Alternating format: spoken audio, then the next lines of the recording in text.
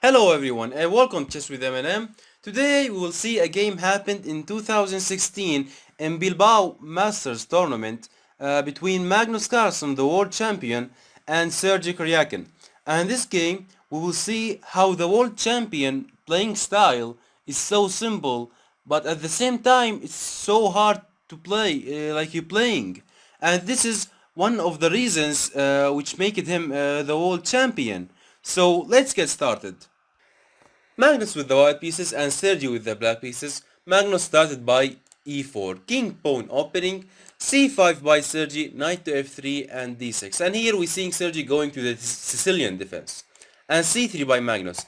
Now here Magnus doesn't want to play d4 and then c takes d4, knight takes d4, knight to f6, threatening the pawn, knight to c3, guarding the pawn and a6. No, he want to going away from the main lines in the Sicilian defense. So for this reason here, Carlsen didn't play d4 and he played c3, making this game different a little bit. And so here after c3, Sergio played knight to f6, developing his knight, bishop to e2 and g6, preparing to put his bishop on a1 h8 diagonal.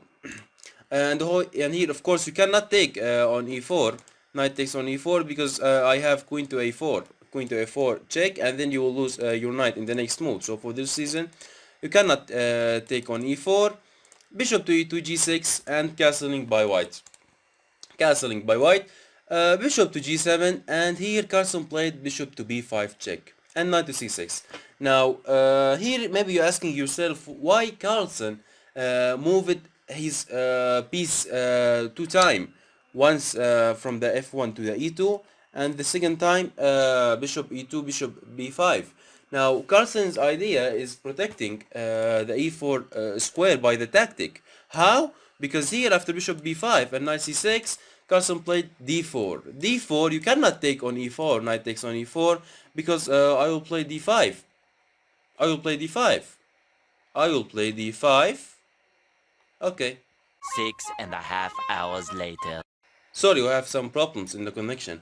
So, I will play d5. Now, d5, I'm threatening your knight on the c6. So, and here if you played, maybe you're saying, okay, I will play a6 and threatening his bishop. If he take it, my knight, I will take his bishop. But here, white can just play bishop to d3, threatening the knight on e4 and threatening the knight on c6. So you will lose one of the knights. So for this reason here, you cannot take on e4, knight takes on e4, and here Sergey played queen to b6, threatening the bishop, bishop to a4, and c takes on d4, by Carlsen, and castling by Sergey. After castling, my knight is not bending anymore, so I'm threatening knight takes on e4. So for this reason here, Carlsen played d5 first, before guarding the pawn on e4, he played d5 first, kicking this knight, knight back to b8 and then knight to c3. Now here we think KARJAKIN going to the b8 because d4 d5 move weakened the e5 square. So Sergey's idea is going back by the knight to the b8 and then going to the d7 and then to the e5, going to the weak square. Knight to b8 and knight to c3 by Carlsen, guarding the pawn on e4, and bishop to g4, bending the knight on f3, h3 by Magnus, bishop takes on f3, sorry, and queen takes on f3, and knight b to d7. Now here we seeing Sergey gave the white his bishop for the knight on f3 and gave him the bishop pair advantage in the opening. So is that idea is that move a correct move? Actually, yes, it's a correct move. Why? Because here, okay, I gave the white the bishop pair advantage, but at the same time, I take the e5 square for my knight, because now, by bishop takes on f3, I take it the only challenger of the e5 square, and it is the knight on f3. So now, after bishop takes on f3, I can play knight to e5 without having any problems from the knight on f3, because I capture it with my bishop, and by queen takes on f3, now e5, knight to e5 will be a tempo on the queen. So this is the idea from giving the white the bishop pair advantage. Okay, I give the white the bishop pair advantage, but at the same time I take it the e5 square with the tempo for my knight.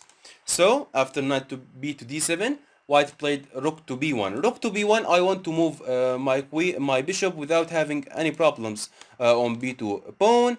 Rook f to c8, developing his rook, and rook bishop back to c2, supporting the e5, the e4 sorry square. Knight to e5, developing his knight with tempo on the queen. Knight queen to e2, going away from the threat, and knight f to d7, supporting the knight on e5, and maybe in the future going to the c5. So after knight f to d7, here Carlsen played bishop to g5, threatening bishop to g5, threatening the pawn on e7, h6 by Sergey, threatening the bishop on g5, and bishop back to h4. Now here you cannot take bishop takes on e7 because I have g5, and this knight will be stuck here on e7, and the next move will be knight to g6, and then I will capture the knight on e7. So for this reason here, you cannot take on e7. So here Carlsen played bishop back to h4, g5 by Sergey, and bishop to g3, and queen to a6. Queen to a6 want to trading the queens. Queen to d1 not want to trading the queens, and rook to c4 by Sergey. Rook to c4 putting a pressure on e4 square, and preparing to bring the other rook to the game. So after rook to c4, here Carlsen played king to h1. The idea from king to h1 is preparing to f4. Now f4 will open this diagonal, a7 g1 diagonal, and if my king will still on the g1, maybe he will have some problems in the future. By example, queen to b6 will come by check. So here king to h7, king to h1, sorry, prophylactic thinking, protecting, putting the king in a safely place to playing f4 without having any problems on this diagonal. Rook a to c8, bringing the other rook to the game, and f4 by Carlsen. T takes on f4, bishop takes on f4, and queen to b6. And here Carlsen played queen to h5, putting a pressure on f7 square, knight to f6, threatening the queen on h5, queen to f5, and queen back to d8. And here Carlsen played bishop to b3, threatening the rook on c4, rook to d4, trying to do something with his rook, trying to do some counterattacks, and bishop takes on e5, d takes on e5, and rook b to d1. On to trading this rook, the rooks, and making to the black a weak pawn on the d4. Queen to d7, let's trading the queens. Queen to f3, I don't want to trading the queens, and rook to b4 by Sergey. Rook to b4, going away from the trade, and still putting pressure on e4 square. So after rook to b4, here Carlsen played rook to d2, preparing to bring his rook to the f2 or to the g2 after g4 in the future. So here Sergey played rook to f8, protecting the f7 square, because there is a lot of pressure on this square, and then the rook on the d2 will coming in the soon. So here after rook to f8, by trying to protecting the f7 square before get attacked, here Carlsen played g4. g4, now it is the time to opening the g file, to bringing the rooks to the attack on your king. So g5 by Carlsen, a5, trying taking a space, trying to do something, trying to making some counter attack in the future, and rook to g2, threatening g5 and opening the file on your king. Knight to h7, not allowed to playing g5, and h4. I want to playing g4, sorry, g5, and rook to b6 by Sergey. Rook to b6, trying to guarding the sixth rank from the attack which gonna come, and g5 by Carlsen. It's the time to opening the g file. King to h8, going away from the g file, and rook to f to g1. f5, trying to playing f4, and not allow this queen to coming to the g3. But here Carlsen played a beautiful move here, and it is queen to h3.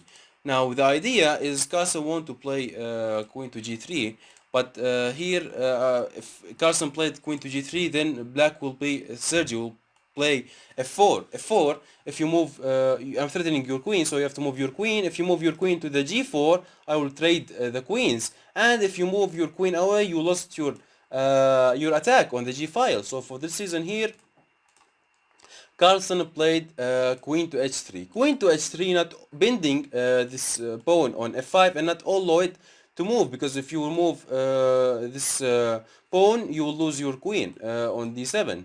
So for this season here, after queen to h3, Sergey played rook to b4, trying to do something. G takes on h6, bishop takes on h6, and now queen to g3. And a queen to g3, threatening mate in 2. Example here, if you played anything like a4, I will play queen to g8 check, rook takes on g8, and rook takes on g8 will be a checkmate. So for this season here, you cannot play anything. Queen to g3 by Magnus, knight to f6, trying to protecting the g8 square, and g6 by Magnus, threatening the bishop. Knight to g4, and here Carlsen played rook takes on g4, and in this position Sergey resigned the game. Why he resigned the game? Because after rook takes on g4, if you take it, example if takes on g4, I will take your bishop. Queen takes on h6 with check, and after king to g8, I will play rook queen to g6, sorry, with check. After king to h8, I will play rook takes on g4, threatening mate in 1. So here you have to play rook to f1, trying to do something, rook to f1 check, king to g, and after king to g2, I'm threatening mate from the h6 or from the h5. So here you have to sacrifice your queen, queen takes on g4, queen takes on g4, and you will be down a queen. So for the season here, after rook takes on g4, Sergey KARJAKIN resigned the game. So hope you enjoyed the video and learn from it. Please don't forget us by the like and subscribe, and see you in the next video.